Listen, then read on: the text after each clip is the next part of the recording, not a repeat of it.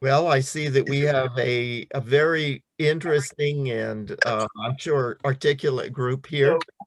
And welcome to the Reischauer Center for East Asian Studies and to a very special program and special speaker that we have with us today.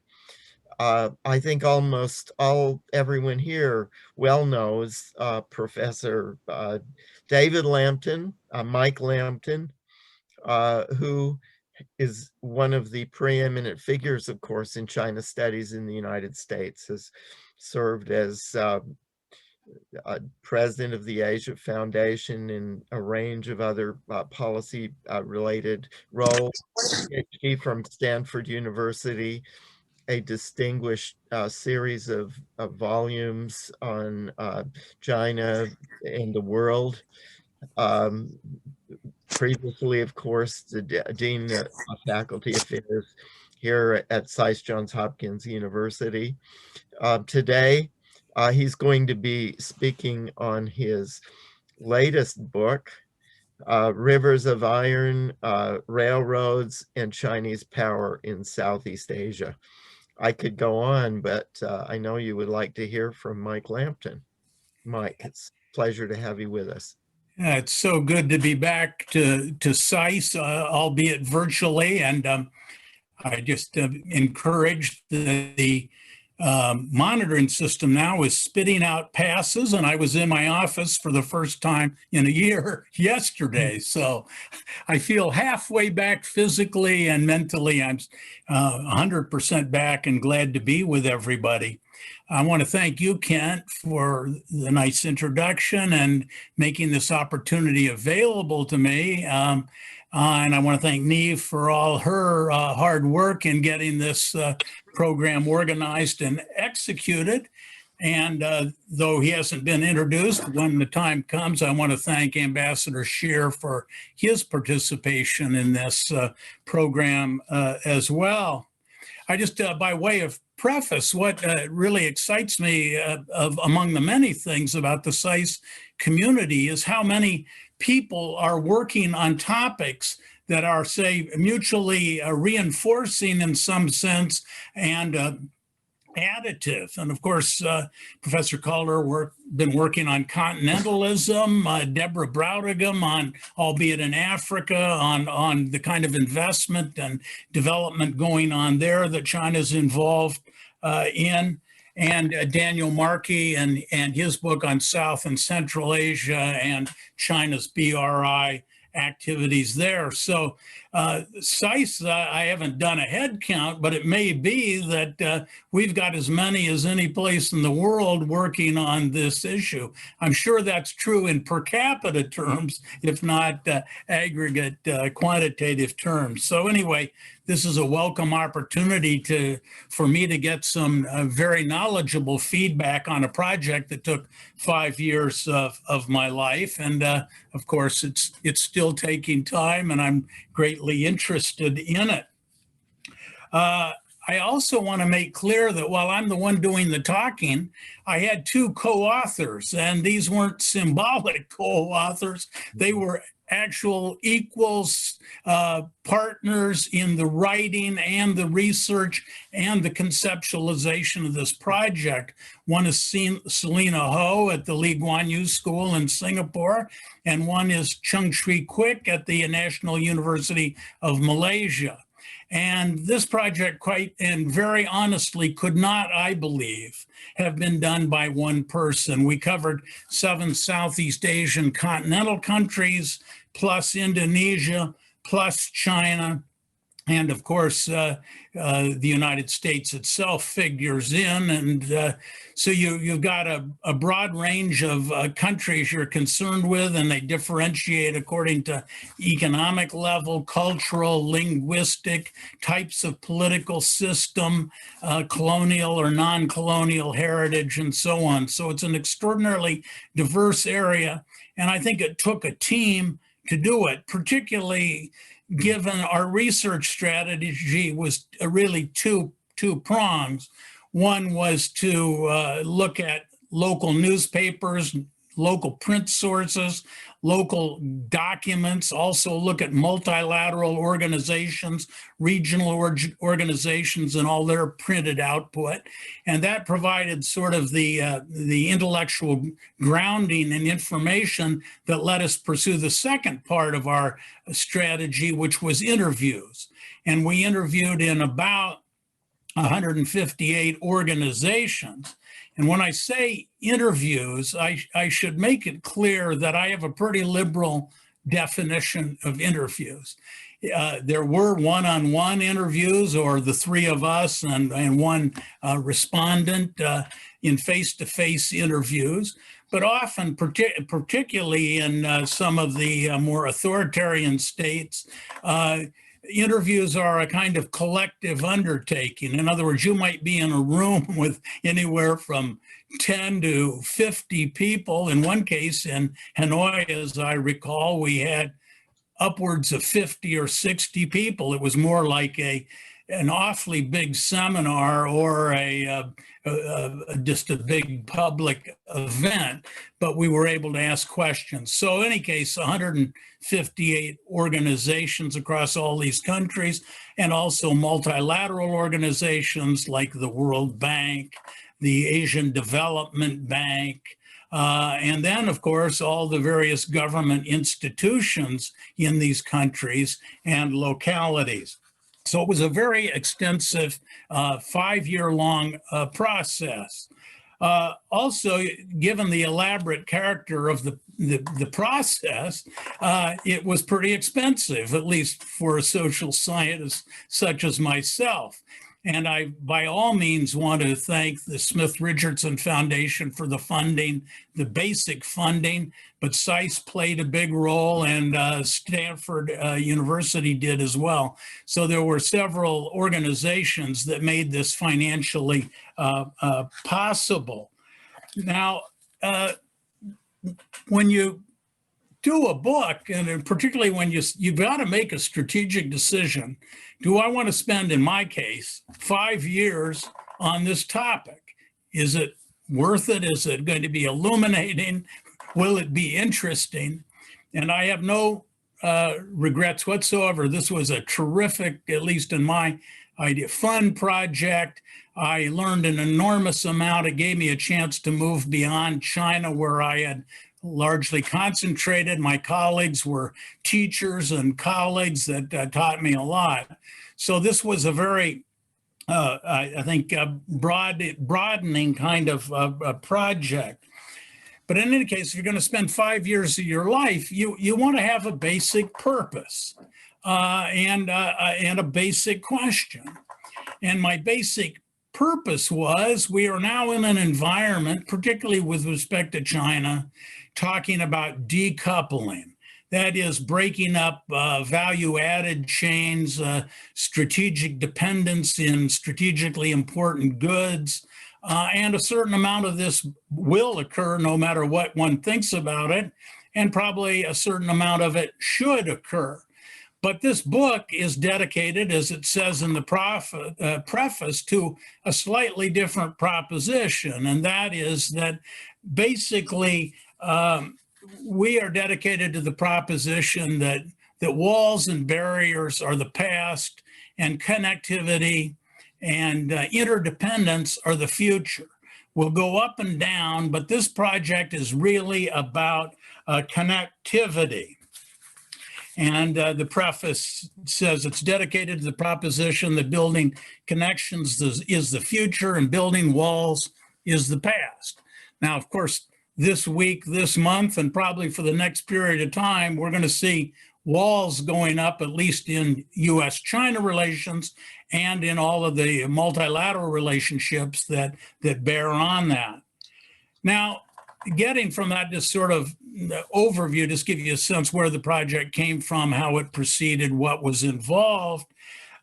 This book, I think, is about a lot of very interesting things. And let me just say, in true objectivity, not false humility, most of the important questions we address, I think, frontally, but there's a lot more to be said about all of this.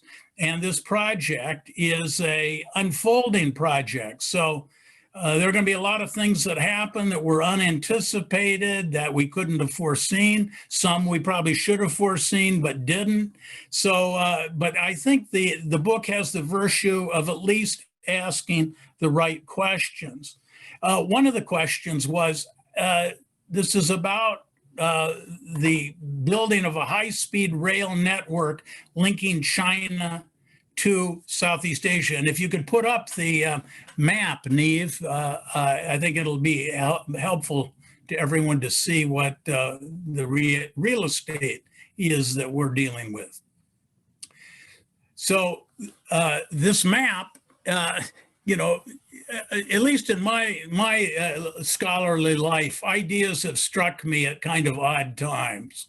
It's sort of when you're receptive but didn't plan for it. And I don't know, I was traveling in Southeast Asia. I think it might have been the Straits Times, but it was a local newspaper, a regional newspaper. And it had a facsimile of this map about a vision of a Pan-Asian railroad linking Kunming and Southwest China, ultimately to Singapore via 3 routes that are depicted here. This is a nominally high-speed rail system. This map does not include all of the pre-existent technologically more backward rail systems that are very fragmented in the region. This, just to give you a sense of what this map includes, this is the system that is what you would call a 1.435 meter gauge. That's the width, 1.435 meters between the 2 tracks. The pre-existent system, which is very fragmented, was in a sense an artifact of the more colonial era or the foreign influence in railroad building, and it was 1 meter. So this is a system that will travel different countries, different speeds, at least initially, but you're probably talking up 160 kilometers an hour or more. The average speed of trains on that more fragmented system that I mentioned would be somewhere around 30 to 40 kilometers an hour. So you're talking about quadrupling or more the average speed. Of course, it would stop less frequently. So let me just run you through the map so you can see the scope of this. And then the questions I asked derive from it. Up in the north, you see that hub. It says Kunming and arrows radiating out to the rest of China. And now with the BRI construction in Central Asia and so on, ultimately the China system will hook to Central Asia going sort of north and west. And then it will hook to Southeast Asia, which is depicted here. Now, out of that Kunming hub, you will see basically 3 north-south systems. One, if you look to the west, going west from Kunming, you see a line going into Myanmar, Burma, down to Mandalay, Yangon, Rangoon, down to Bangkok. That's sort of, we'll call it the western line. It hooks up at Bangkok and then goes down the Malay Peninsula to Singapore on a common track. If you go back to Kunming and then go directly south, you see you go through Laos and then into Thailand and down to Bangkok. That's the central line, and that's under construction. It's making tremendous progress. By December of this year, it will be, the line will be from Kunming to Vientiane, the capital of Laos, on the Mekong River. And then they'll hook up to Bangkok in subsequent years.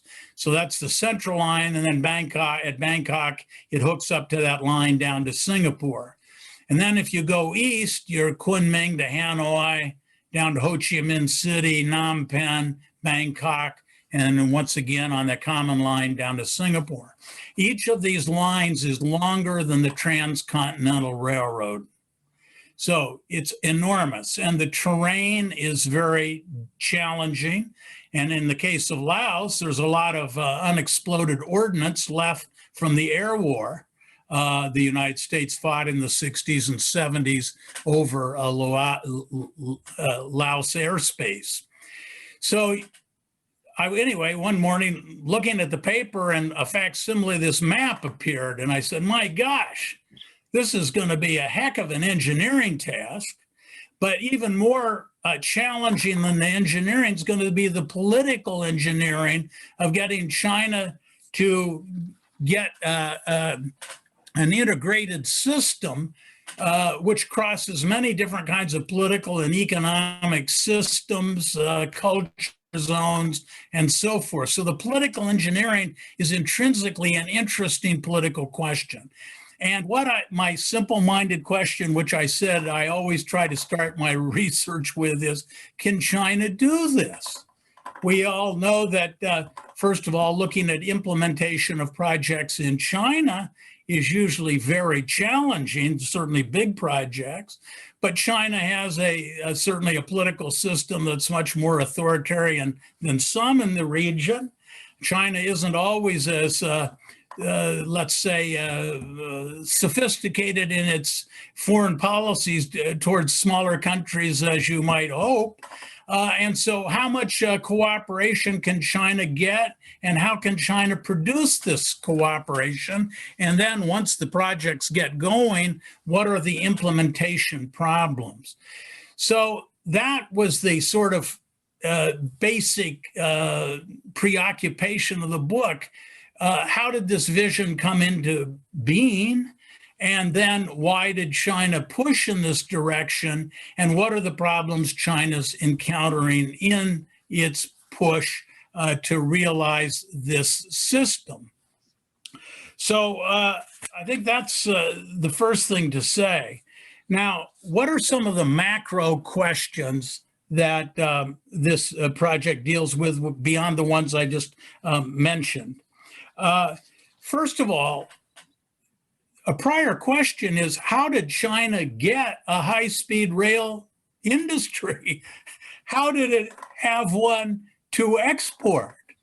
And indeed, in the 1990s, Malaysian then Prime Minister Mahathir talked to Chinese Premier Zhu Rongji and said he would like some help on building this rail system, and would China be willing to get involved? And Zhu Rongji, to make a long story short, said, well, let me tell you something. We don't have the technology, we don't have the money, but when it comes to building railroads, we're going to build them in China before we build them to our south.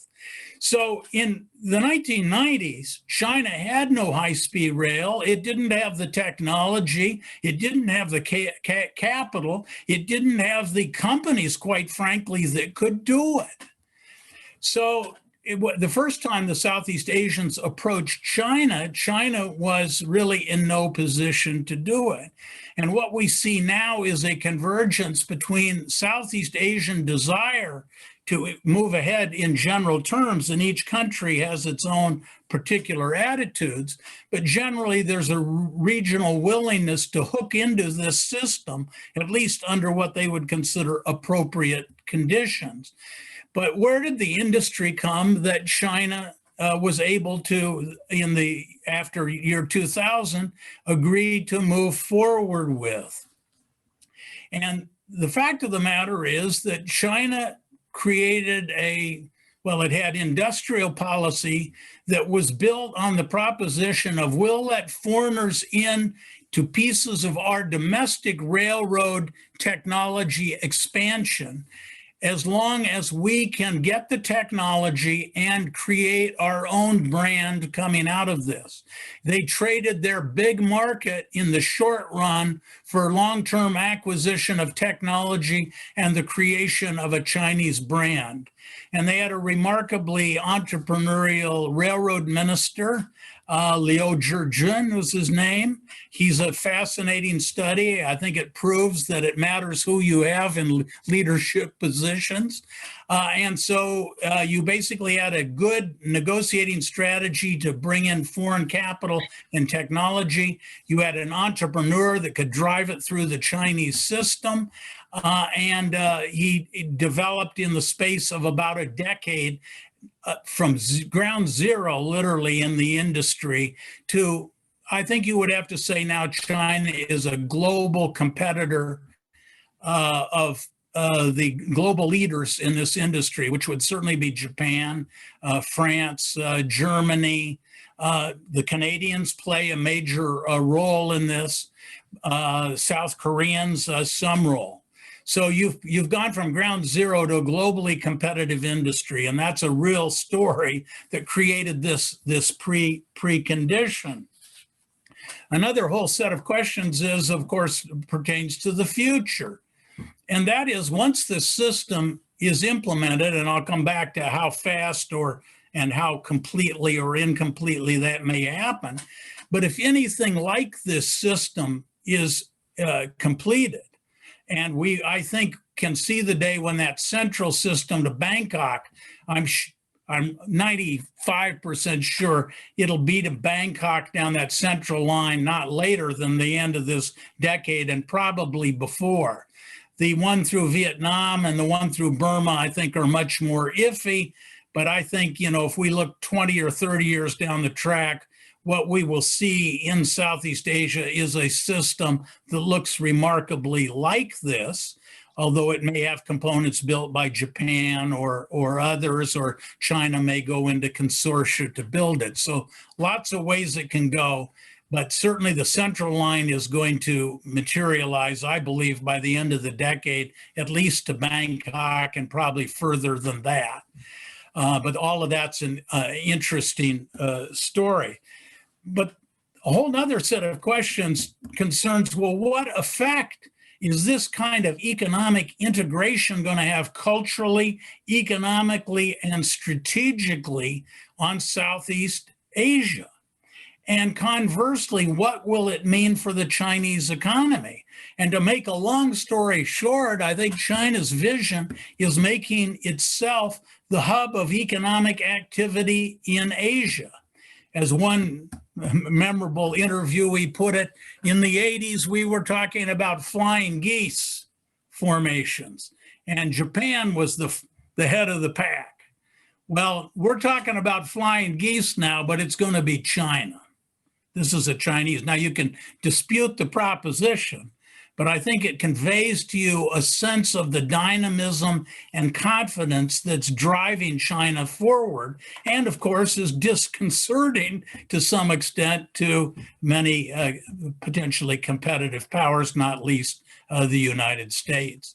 So you have the question of, where did the industry come from? Can China do it? How did it do it? And what will be the implications? And I think those are the right category of questions, even if people wouldn't agree with everything that we would say.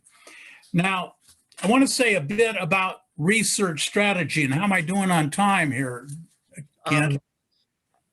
Just fine for now. I see that we're about a little less than half an hour. In another 10 minutes or so, I know there'll be a number of questions. Well, why don't I just wind up by one idea, and I really want to hear what Dave Scheer, Ambassador Scheer, and you have to say, and then I can direct my comments in the ways that you find interesting. Mm-hmm. Does that sound reasonable? Sounds fine. I hope you will say something about your research strategy at some point. Yeah. I mentioned early on that it was documentary to begin with, because I believe with the interviews, you can't waste time in interviews asking questions, the answer to which are in local newspapers if you just took the trouble to find them out. Or frequently you come across printed assertions that you really actually want to check out with the people you're talking to. But the point is, there's a big reward on knowing as much as you can going into the interview, because the interview, you're not only judging your interviewer, he's judging you. He or she's judging you. How much do you know? Are you asking the right questions? So interview process is really a bilateral kind of negotiation. How much information are they going to give you? Do they have confidence you'll understand what you're being told, and so forth? So in any case, we had this interview strategy was the second part. Now, in life, as in research, luck plays a big role. I said that we had essentially 9 countries here, 7 Southeast Asian continental. Indonesia became important in it, so there's an 8th, and then an 8th, and then China's a 9th country we had to interview in. So it becomes very important. What order do you pick your countries to interview in? And there might be all sorts of logics. My logic was I knew a lot of people in China, so let's start there. And China seems to be the driving force and the evolution of the industry. So it was a logical place to begin. And then we moved on the next down in the scheme of interviewing to the central line and interviewed Laos, Thailand, Malaysia, Singapore, because that seemed the most likely to materialize earliest, where we could have the most complete, evolution of the system to date. So that turned out to be extremely lucky, because the 5 years after, when we began our program in 2015, I think it's fair to say China's been tightening down on terms of scholarly access. If we had saved China to interview in for the end of the project, I think we would have had access, and I think we'd have learned a lot. But I don't have confidence that we would have the same access and same openness that we found 5 years ago. And I think this raises just a question for everybody doing research that concerns China. And that is, I think we're going to have to figure out how to study China more, not exclusively, but more from the outside in. If you think back to the Cold War, you studied China from Taiwan and Hong Kong. Well, because you couldn't get into China. Then we had 40 years of increasing openness, basically, to scholarly research. And frankly, I hope it'll be a short period, but that period, the opportunities for in-depth research, I think, are going to be fewer in the next period of time than they've been. So this project really raises the issue of how are we going to study China? And I think that one of the keys is going to be looking at people and societies and companies in interaction with China as it's acting abroad. So you're going to have a lot more people dealing with China in very intimate ways outside the Chinese system. And we're going to have to adapt ourselves to finding out all we can about Chinese foreign policy, economic, and political behavior by looking at it in interaction with others. So I hope, Kent, that gives you enough dimensions here that you can all, I look forward to your questions and observations. Thank you. That is fascinating. It's what pops into my mind on the idea of looking at the PRC from outside. Of course, years and years ago, Ezra Vogel did his book, Canton Under Communism, out of Hong Kong. And it sounds like we may be moving back to another period like that. Except Hong Kong won't be the place, probably. Except Hong Kong won't be the place, exactly. Yeah. Well, your presentation raises a lot of fascinating issues, among others, on the impact side, the geopolitical implications, and so on. But to address possibly that, I'm not sure, I don't know what angle he would like to put on it, but of course we're privileged now to have teaching at SEAsia Dave Scheer, Ambassador David Scheer, Ambassador in Vietnam, a number of distinguished policy roles and 30 years of looking at China and Japan. Dave, do you have some thoughts and have some questions? Yeah, thanks, Kent. And thanks, Mike, for joining us today. And thanks for producing your wonderful book. Thank you. I'd just like to very briefly share a couple of thoughts I had as I went through your book and listened to the presentation. First of all, I think it's a real contribution to Southeast Asia scholarship, as well as to the problem of how great powers compete in Southeast Asia and how the United States should compete in Southeast Asia. And a couple of the things that struck me in reading through the book were, first, I think you have you've shown, as you suggested in your opening remarks, a real appreciation for the diversity of Southeast Asia. When novice Southeast Asia hands like me start looking at Southeast Asia, one of the first things that strikes us that we may not have realized even when we were on the job is the incredible diversity of Southeast Asia. And I think your book successfully captures the way in which the diversity of Southeast Asia has affected decision-making in the Southeast Asian countries and in China also.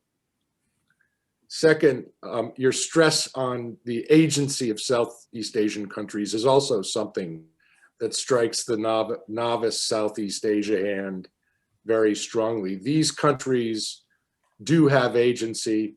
They're not lying prostrate, waiting for the Chinese rails to run over them. Right. They've dealt with China for a long time.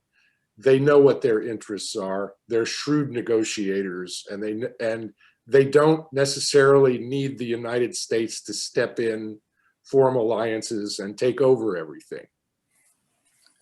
Third, I think your concept of balanced connectivity provides a really useful alternative to decoupling as a way of competing with China. I think closing ourselves off from cooperation from China, particularly in a place as vibrant and of such increasing importance as Southeast Asia, is a ticket to being closed out of the region. So we need to find ways of both competing and cooperating geopolitically and geoeconomically. And I think balanced connectivity is a great way of conceptualizing that. Third, and finally, you see a lot of desktop strategists in Washington, in and out of the national security community, approaching the problem of competition with China, particularly in Southeast Asia, on the basis of Thucydides, Mahan, Corbett, and other strategists, grand strategists, and classic works. And that certainly should play a part in the formulation of our approach. But your book goes to the ground level. It's very empirical. And I think what we really need in order to construct an effective approach to competition with China and cooperation with China in Southeast Asia is a real empirical feel for what's going on the ground, what Southeast Asians are thinking, and what they need. I'll stop there with my comments, and if I may ask a kickoff question, I'd like to, from the perspective of a desktop strategist, when we look at maps like the one you showed with all those rail lines leading to China, we immediately think sphere of influence, right, and recoil in strategic horror. I'm wondering, is this the onslaught of a Chinese sphere of influence in Southeast Asia? If not, what is it? If so, what does a sphere of influence look like? Is a sphere of influence necessarily inimical to our interests? Let me start with that question. Well, thank you. Those are wonderful observations, and I appreciate them. And it elicits a lot of reactions in respect to each of them, but let me go in the order you just indicated.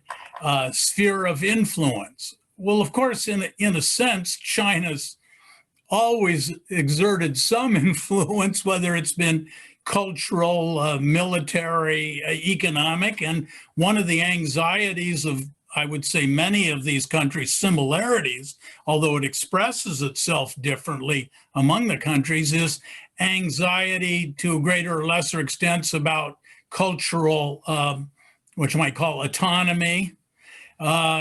There's certainly a domestic protectionism, and if you want to put it that way, in Southeast Asia. They've got their industries they want to protect. There's the distribution of Chinese overseas, and they introduce complexities to all of this. So I would say it's not a reasonable or even feasible quest to stop China from having influence in the region.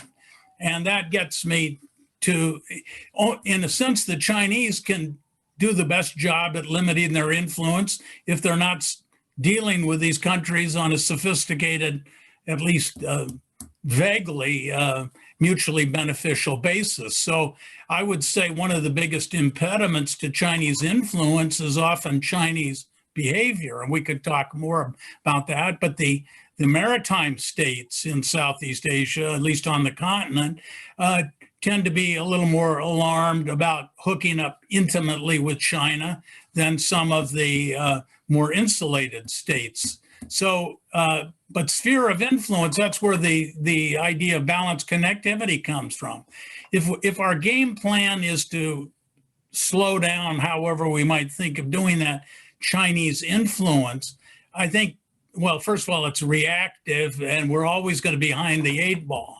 What we ought to be doing is thinking about the most economically effective lines of connectivity we can build that serve to create strategic balance. And here we've got not only the countries, many countries in Southeast Asia, and I think about conversations in Burma, in Vietnam, in Cambodia. Almost every country says you criticize us for being dependent on China, but you're not willing to put in the resources that would give us feasible alternatives. So I think we need to think, and the Japanese, I think, have been ahead of us considerably on the infrastructure in the first case, but trying to build what I would call east-west connectivity between India and across Burma and Thailand and Cambodia and Vietnam, and then on to the ocean, maritime up to Japan and Korea. And we could tap into some of the major growth areas and so forth. So I would say we are way too focused on trying to throw up roadblocks for China. There are plenty of good opportunities where we've got partners. And as I ticked off the companies in Germany, in France, in Canada, in Korea, last time I checked, they were all our allies. So I think we're way too defensive. We're putting way too much rhetoric out there and not enough resource. So that would just sort of be, there's a lot more to be said, and your question deserves more than that. But China will have an influence sphere to the degree it performs well, which it doesn't always do, and the degree to which we don't get in the game or redefine the game. So I would say that. The other big theme that I'm so glad you brought up, which is absolutely core, is Southeast Asian countries respond differently to China. And they do so for many reasons. Some is relative histories of dealing with China. And I would just, you know more about Vietnam than I'll ever know, David, but let's put it this way. I think it would be fair to say the Vietnamese history with China is not entirely happy. And that creates a lot of inhibitions. And also, it's not just historical problems, but China was involved in the construction of the Hanoi light rail system. And let's just put it that way, that project didn't go very well by international standards. So there's concrete experience within the zone, and then there's this more diffuse, maybe not so diffuse, historical condition. But in any case, other countries are shaped more, Thailand never was colonialized. So in a sense, it doesn't have some of the chips on its shoulder that some of the former colonial countries have. As Thailand, they had a delightful way of putting things, at least in my experience, but the Thai opening position generally seems to be, and this is the way it was put to me by a high-level Thai, Thailand is a beautiful woman we have many suitors. We can take our time deciding who we want to deal with. And then there's economic level. Thailand's got more choices than Laos, just in pure economy. Not to mention, the Chinese can tell the Laos, if you don't let the railroad go through your country, we're going to your west or your east, Myanmar or Vietnam. Now, China will face troubles in each of those cases, but it's a credible threat to the Laos, and they don't see anybody else like the US willing to put in money and technology and so forth. So the point is that all of these countries have their own characteristic along dimensions we identify. And you can pretty well, people are behaving rationally usually when you understand the universe they think they're in. And so we try to do that. I would just say one other thing to emphasize the point you made. There's this image of China as this Goliath bestriding the world, crushing everything in its, and in fact, China's capable of behaving that way in some respects or reinforcing that image. But what struck me is the capacity of these, and Indonesia's only smaller when you're comparing it to China, but it's pretty big by any other terms, and many Southeast Asian countries are. And their capacity to throw sand into the gears of Chinese aspiration should never be underestimated. And I'll just give one example. In 2018, before the prime minister in Malaysia had been Najib. He was tight with the Chinese. There was a lot of corruption. China was getting pretty much what it wanted out of Najib in terms of contracts. Mahathir, the prime minister I mentioned that had asked Jurungji back in the 90s to help, he got reelected in May and he put all the Chinese projects on hold. And he said, until we renegotiate this, nobody's going anywhere. And he caught one Chinese big project midstream. I mean, it was all well underway.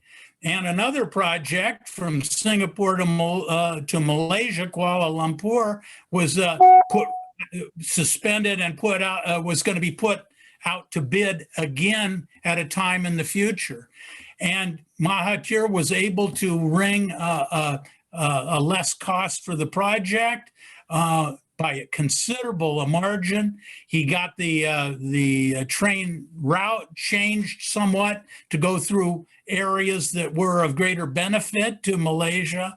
And so, I mean, in the end of it, you kind of felt sorry. I don't want to put sorry in quotes, but you felt a little sorry for the Chinese that are halfway digging, and then an election comes along and bingo, everything changes. As one Chinese said to me, dealing with democracies is a problem.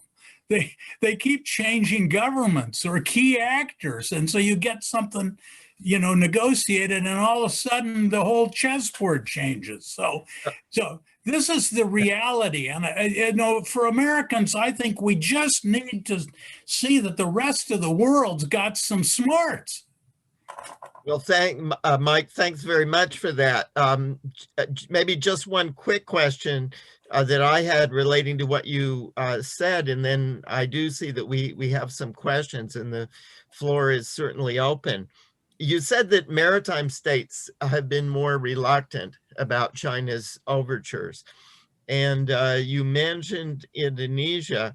I think you then in your remarks really were focusing on Malaysia and the ambivalence that Mahathir had. But over time, I mean, as a Japan specialist looking at their relations with other nations in the region, they have been very close to the Japanese until recently. But in a number of things, including the high-speed rail project down there, where Indonesia gave that project to the Chinese in preference over the Japanese, there seems to have been some significant shift in the direction of China, despite sort of this maritime ambivalence. Did you wondered whether you got into the question of high-speed rail between Indonesia and China?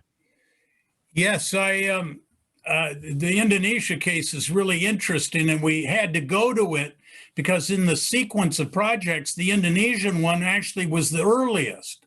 And in the minds of the other Southeast Asians on the continent, they looked at the experience Indonesia had in negotiating that arrangement and drew lessons. So we found, in order to understand what was going on with the 7 Southeast Asian countries on the continent, we had to understand the experience Indonesia had had, because that provided a lot of lessons, which gets to Japan, and there's a lot to be said.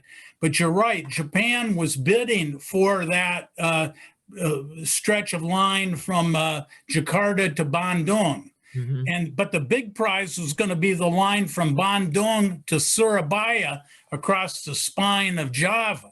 That was the big prize, and everybody wanted to get the first line segment from Bandung to Jakarta so they could get that longer, bigger contract, figuring if you built the first part, you'd have a leg up on the second. That may or may not be true, but I think that's what everybody thought. The Japanese, I think, were just absolutely shocked they lost that. And I won't say who I talked to, but is a significant foreign official at that time when I was in Jakarta. And that person basically said there was a lot of corruption. I mean, if you're looking for the explanation of why suddenly China's in the game, I don't have firm evidence, but everybody that looks at it thinks that's not an insignificant. And you note I mentioned Malaysia and Najib and so on. So corruption's a whole nother, you don't always have great evidence, but you kind of feel. But I would say in defense of the Japanese, they were head to head in India, Japan and China. And in the Indian case, the Japanese won. And also Abe, you will know the exact phraseology of the program, but it was his program for high quality infrastructure, particularly with foreign aid. And the Japanese, as I've said, have worked closely with the Asian Development Bank on that sort of what I'm calling balanced connectivity concept. But, you know, from India, Myanmar, Cambodia, and so on, that's the direction I think the Japanese see. Right. So, but there's a head-to-head here because the Chinese, and this gets to the competitiveness of global firms. They think if they get, you know, in an integrated system, if you build the first link, you've got first mover advantage for all the negotiations going down track because you are what people have to hook up to and your specifications, your technology, and so on. So the Chinese are willing, I think, in these opening gambits to play really rough and their product is close enough. Now, the Japanese, when I asked in different countries, you were weighing Japanese versus Chinese technology and construction. I think it's fair to say most would prefer, all things being equal, Japanese construction and equipment. But the differences have become, quality-wise, I think minuscule enough, or at least small enough, that the cost differential that the Chinese can, or the Japanese are much more expensive than the Chinese, at least in the short run. There's something called life cycle costs. The Japanese will say, well, over a 40-year period of the life cycle of the investment, we're cheaper because maintenance and quality is better and reliability and so forth.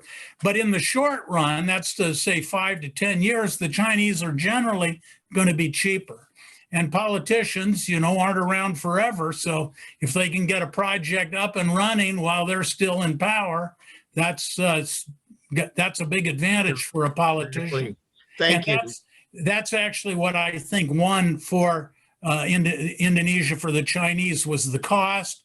Plus, they essentially asked, I guess it was Cheng-Chwee at the time, he had an election coming up, it wasn't in 2019, and they pretty much indicated they could get it done in time for the election, which was not, didn't turn out to be true, but I think was not an irrelevant consideration in the decision.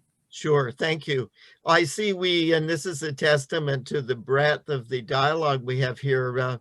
Professor Tom Drowan from the U.S. Air Force Academy, and then Anu Anwar from the Harvard Asia Center. Maybe Tom, could you go forward? You had an interesting question about studying China from the inside. I could perhaps read it. He says, can we study China increasingly from the inside as well, given internet connectivity, which is really a question about how robust China's internal control of information is? And he said, I'm thinking of the Mekong infrastructure tracker dashboard and other connections that arguably promote transparency. I guess I'm not sure if that's as a paradigm or as one possibility. Tom, would you like to add anything to that? Well, I did have a second question. It concerned that. Try to get maybe as concisely as you can. Sure. I see we have some others too. It kind of connects to the TPP. Does the TPP or the comprehensive and progressive TPP really matter, given the Biden administration's concerns over environment and labor? Or are there still opportunities without joining the, I guess it would be the CAP TPP? Thanks. I see. Yeah. So a broader question, but.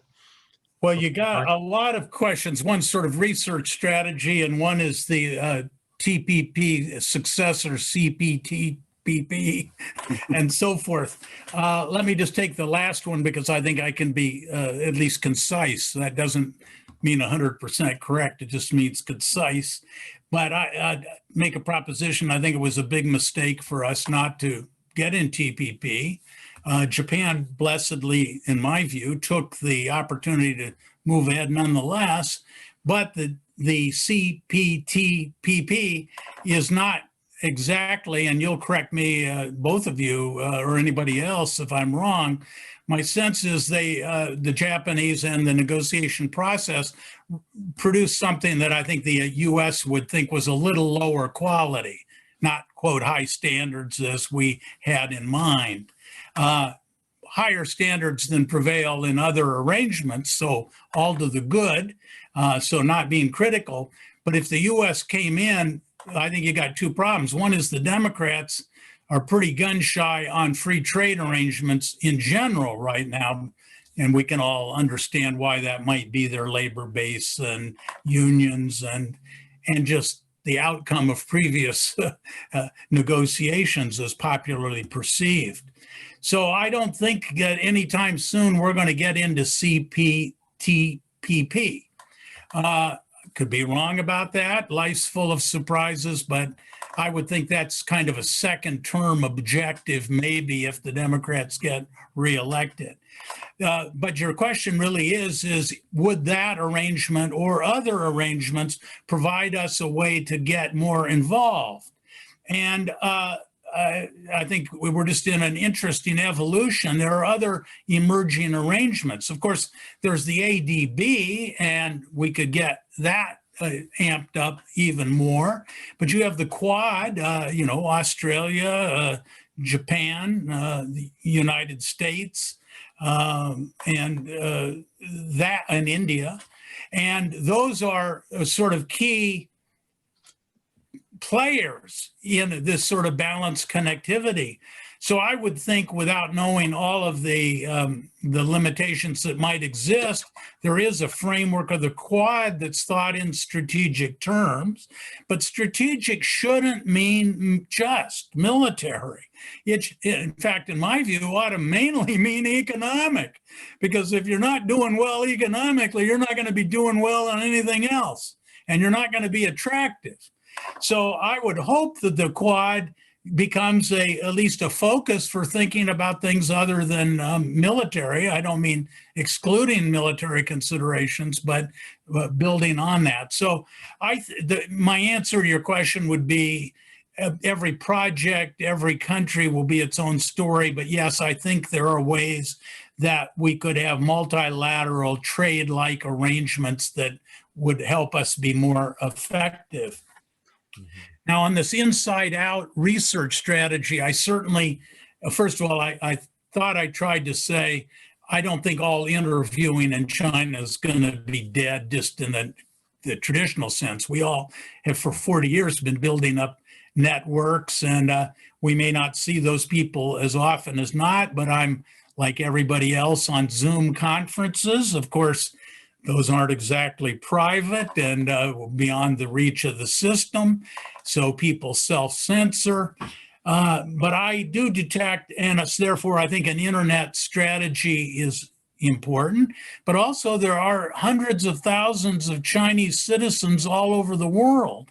When I was first starting, I went to Hong Kong precisely because the biggest Chinese communist refugee community was in Hong Kong and in Taiwan. So if you wanted to talk to people with experience in the system, you went to Taiwan and Hong Kong. Well, now you got Chinese people all over the world. So I think that is sort of what I was suggesting. Now, internet access to China, I think people are a little nervous about what they say on the internet. Undoubtedly, there are VPNs and all sorts of technologies somebody my age isn't probably as conversant with as they ought to be.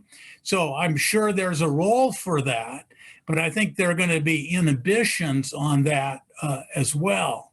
So I think we're just going to have to look at the opportunities, realize China is not accessible only to getting a visa and getting in, which is becoming harder for scholars, by the way. But also, if China wants to do business in the world, it's going to have to deal with business in the world. And that's going to be a great source of information. Well, is that briefly responsive, Tom?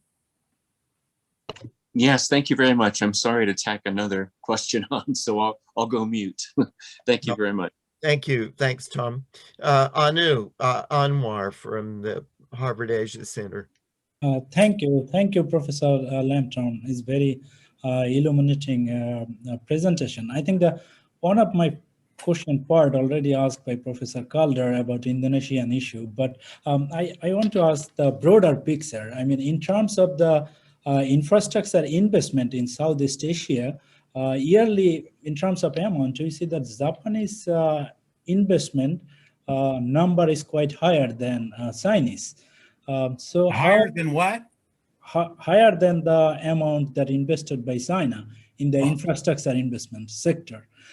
So how Southeast Asian country see these two competing to some extent in some country, as already noted in Indonesian case, how those Southeast Asian countries see these two opportunity coming from these two countries.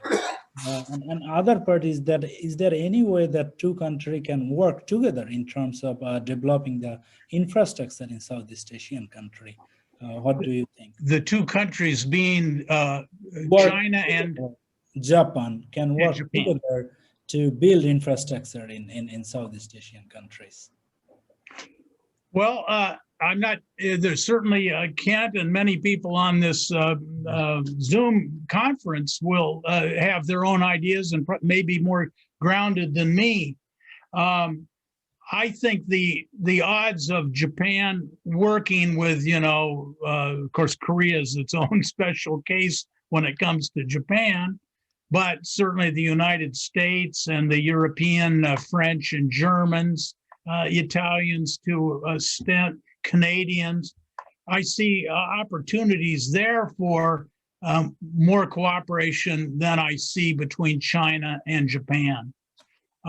It pains me to say, because I would like to see a world, or at least a region, in which the big powers were cooperative to build a stable, balanced, connected system.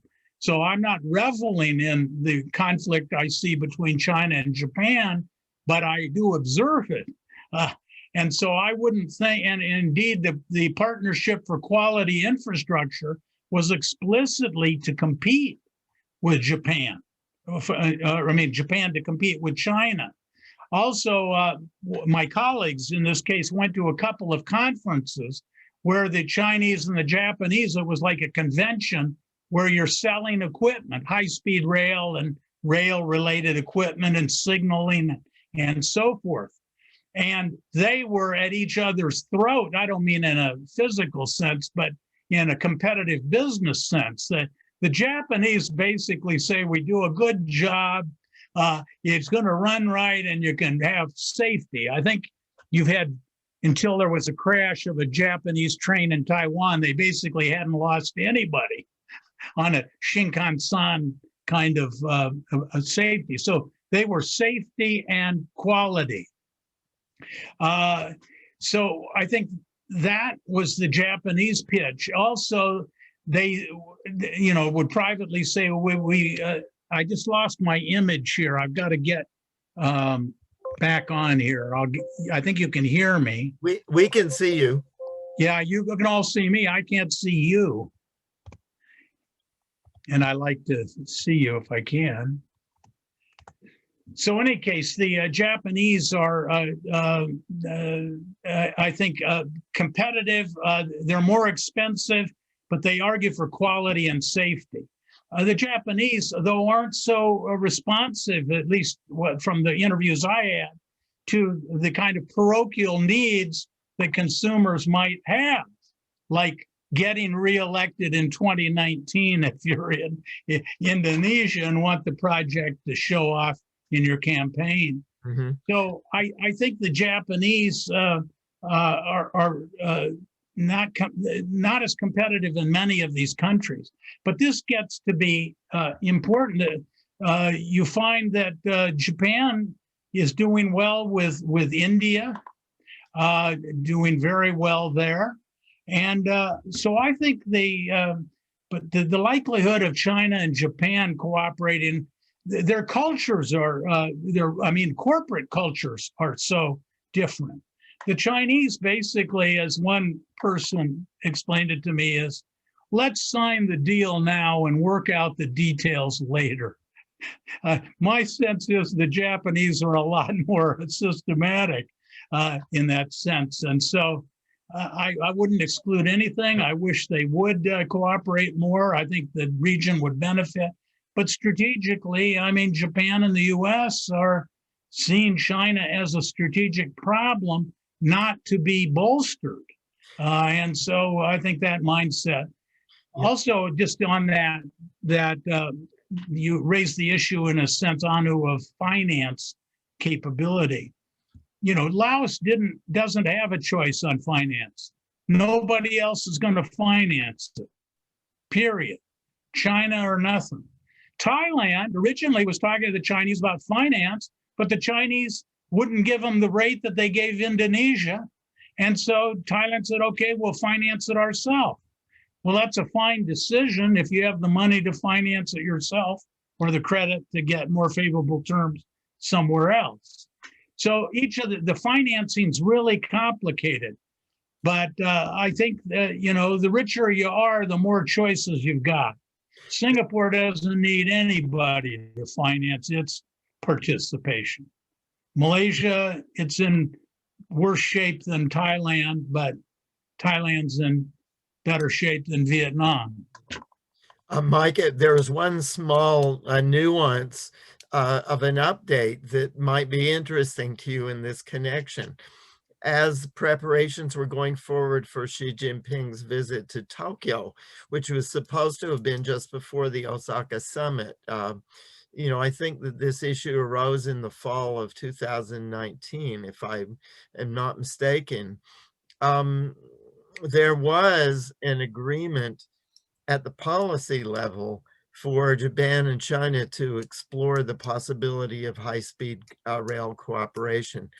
And there was one particular project that was being explored actually in Thailand.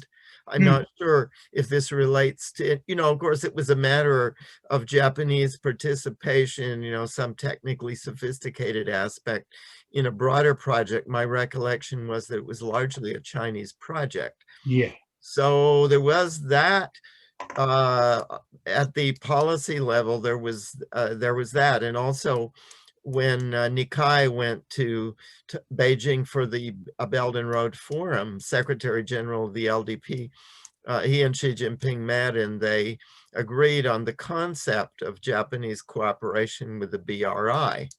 So there are a couple of sort of overtures of that sort, centering particularly on Nikai, the Secretary General of the LDP, who has relatively good ties with China, of course, who now is something of a kingmaker with the Suga administration. The problem is, and this relates well to what you've said, that it seems that at the level of trading companies, of the actual business interaction, that the companies in question couldn't come to an agreement. And I don't believe that the project in Thailand actually has materialized. There was an agreement to work on the possibility of cooperation, particularly in that context. Right. But then, of course, Xi Jinping's visit to Tokyo fell through. And then, so there's various crosswinds, but there's a little bit of nuance, and there are some people in Japan who really would like to pursue more cooperation with China. Sure, and you know so much more about this, and thank you. I've learned a lot just from what you said there, and I think I painted with a little excessively broad brush in the sense that, as your last comments, Japan itself, it's always seemed to me, has some complexity about attitudes towards China. And certainly business attitudes. And even during the Cold War, Japan had the Liao Takahashi trade agreements during that period. So we shouldn't simplify the character of business relationships under icy geopolitical situations. So I think that's one thing your comment suggested to me. Also, if they make the strategic decision to improve relations, then I could see, for instance, a Chinese, or vice versa, perhaps, the whole issue of subcontractors. I mean, there are thousands of subsystems in these, and you could easily, or at least imagine, things that meet specifications by one country's system produced by the other, installed, construction engineers, concrete contracts. There are a million ways you could involve others to build, and you do that sometimes to build political support in the country that the project's going to be, get as many constituencies supporting it. So I just have a sense, though, that the strategic situation right at the moment is sufficiently unreceptive to this kind of creativity. But if I would say the geopolitical atmosphere changed, or the two countries decided for whatever reasons they needed to improve relations, you would see maybe the opportunity for that. Now, I think the program the rail line you were talking about was from Bangkok up to Chiang Mai. And my understanding was, at least initially, the Thais absolutely wanted the Japanese to build that. And indeed, I asked them, well, will the line from Bangkok to Chiang Mai be the same specifications as the line that would come down from Vientiane to Bangkok that would be built by the Chinese? Will they hook up to each other? And basically the answer I got is, well, it might be preferable if they hook up, but we're not really concerned about that because that line to Chiang Mai is primarily for tourists. It'd be a pretty straight shot. And we would like the Japanese involved as the Chinese get more involved. So they were even willing to pay a price of some incompatibility of systems to keep the Japanese in the game. My sense is that's not happening now. And I can't tell if people just left the room to up their negotiating leverage or it's really a dead letter. But my sense right at the moment is that the Japanese were way too expensive for the Thais. Mm-hmm. That's interesting. So we can think of these as rather more complex propositions where there could be niche roles. for another country, or consortia arrangements of some kind. Right. It sounds like. The floor is certainly open. I'm not sure. I haven't seen any additional questions. Is there anyone who maybe the best would probably be to put up the little blue hand on up in the participants? Yes, Professor Sasaki from Yes. yes. Yes. Hi, Professor Lampton. Hey, Good to see you after a long time. So Yes. that was fascinating topic, and I cannot wait to read your book. So I have a lot of questions, but I will read the book to find the answer. So I have a question. Could you tell me a little bit about the biggest challenge or the obstacles you had during your 5 years research? Thank you. Well, there were a lot, but I will say, it's very important in research you really like your topic because you're going to spend a lot of time with it. And I really enjoyed it. So I didn't find it a problem in a negative sense as so much as an opportunity to find out something I didn't know and be creative about how to do it. So but if you sort of say biggest challenge is I started my career with an issue of what's called policy implementation in China. And I would look at dam projects or other big infrastructure projects and say, well, here's the plan China had at the central government level. And then here's the project they built, and here's the problems they had along the way. And what can you learn by looking at this about Chinese politics? Well, those projects had a beginning and an end. In other words, there was a decision to do the project, they implemented it, it was done, and you looked at that whole process. The problem here was that, first of all, you weren't in one political system. You were in 8 political systems. And secondly, this project was going to be implemented over decades if it all got implemented. So we were studying something that was unfolding as we were studying it. So, just for example, we finish our field work, or at least 1 year's worth of the field work. And in the election in Malaysia, which was a key link in that central route, they elect a new government that immediately suspends all the projects. So here's the biggest chunk of our project is suddenly put on ice by the Mahathir, the new Mahathir government. So what I would say is it was a big problem because you never knew what the end was.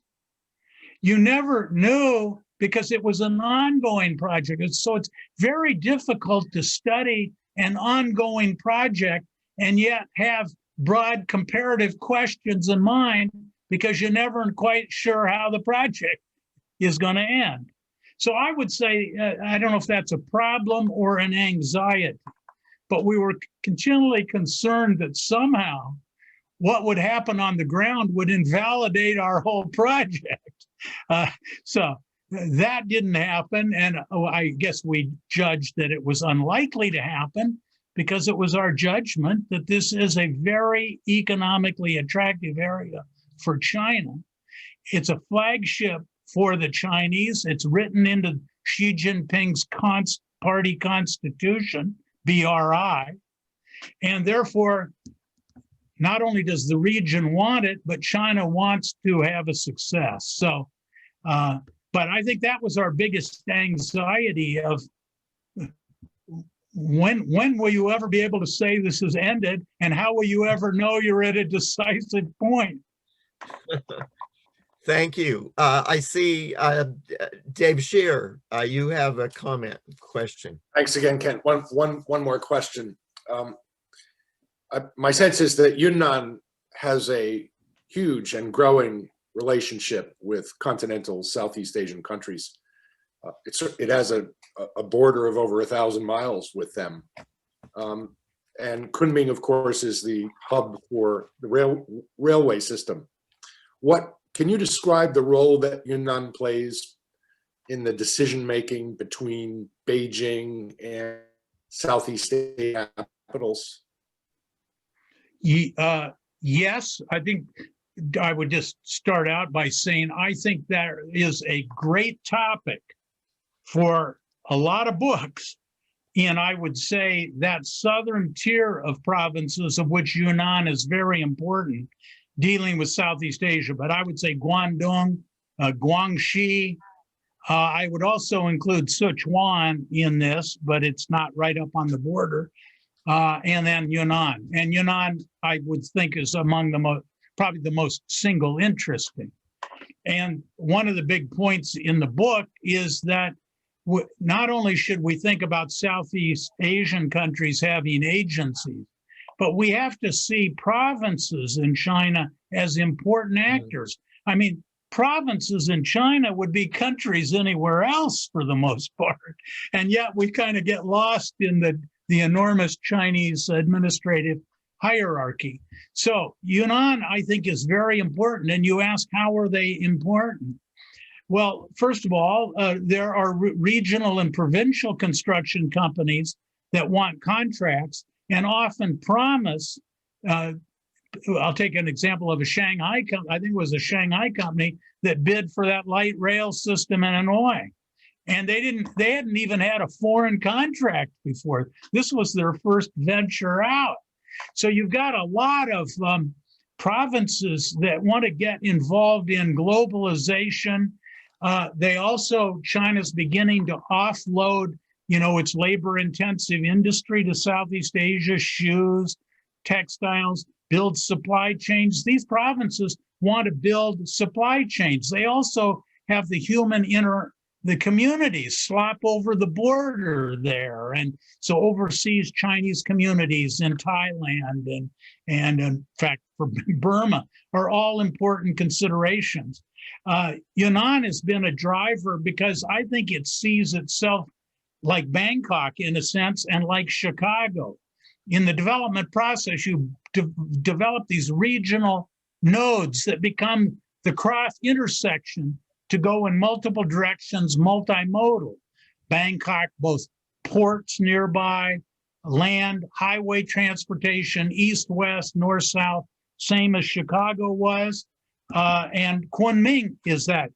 So this is a vision this province has, is becoming the switching yard, so to speak, for human and resource flows in the region. And they will take every bit of latitude Beijing gives them. Often these provinces, it's better to ask for forgiveness than permission. In many cases, they'll go try to cut a deal and then rope Beijing into it afterwards.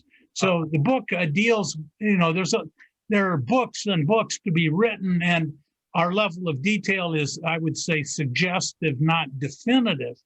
But the point is, I think provinces are a great thing to study in China, particularly in globalization and cross-border connectivity. And Yunnan would be one of the most interesting. On precisely that, just a very brief follow-up question. In Kunming, of course, there is the special economic zone. One I know when we visited, close to the airport, there's a major one that deals a lot with Southeast Asia. There's also an expo, an annual, it's actually a South Asia expo, is held once a year in Kunming, just like there's one out in Urumqi that has to do with Central Asia. And I wondered, like on the SEZ, the funding for infrastructure and so on, does that come through a request by the prefecture, by the province, or is that who decides, or is the state council says, okay, Yunnan, you do this, or is this Yunnan takes it to Beijing and looks for an authorization? Well, to be honest, I think there are many pathways, and I'm not sure I know all of them, but I can give you my general impression. And that is these export zones, generally speaking, and big trade promotion centers, convention centers, and so on, often are provincial initiatives to rope in resources that then they can go to Beijing and parlay. So you sort of have to show you're viable, you're serious, you can succeed, and then maybe Beijing shall throw some money at it.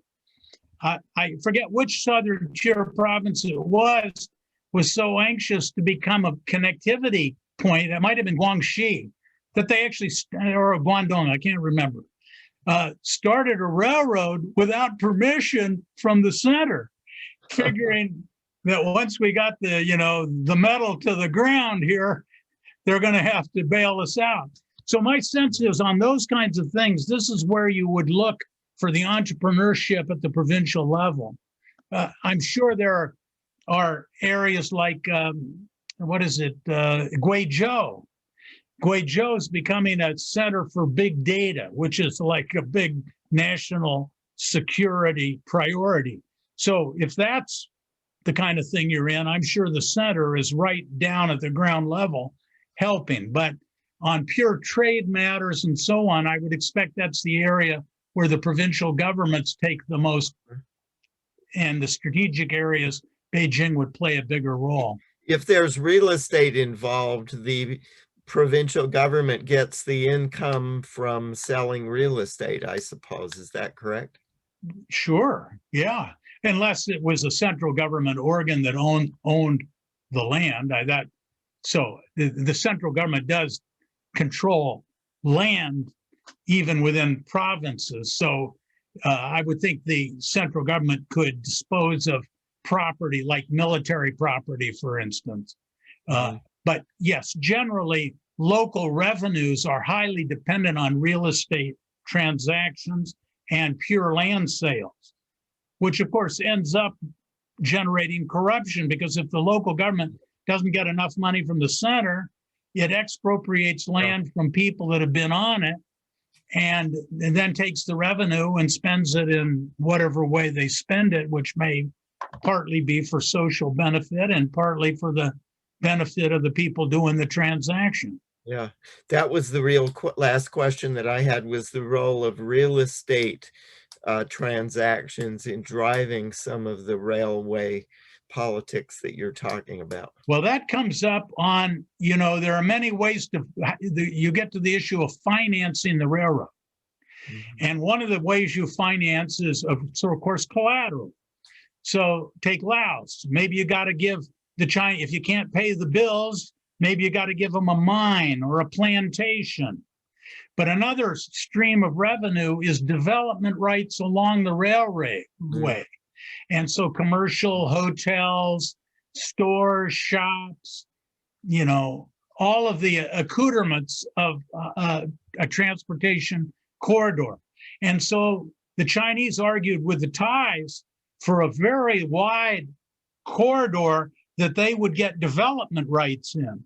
And one of the things that the Thais were very unhappy with was what they thought of as an infringement on their sovereignty. The Chinese were asking for so many development rights, they said, hell, we'll pay for this before we'll give you that. So yes, real estate's there, both in terms of revenues in China for governments, but also central to the negotiation of the overall deal. Mm-hmm. Sounds like the Chinese learned a thing or two from the South Manchuria Railway. Yeah. Once you get those development right, it looks a little, the Chinese run into the accusation that they're not behaving as differently as you might expect from earlier infrastructure builders out of the colonial age. Well, some things don't change, it sounds like. Well, we've had an absolutely fascinating discussion. Mike, we deeply appreciate this. It's wonderful to see you, and we'll look forward to the next one. So, well, I will too. And in the meantime, all take care, have good health, and thank you for the opportunity. Thanks very much.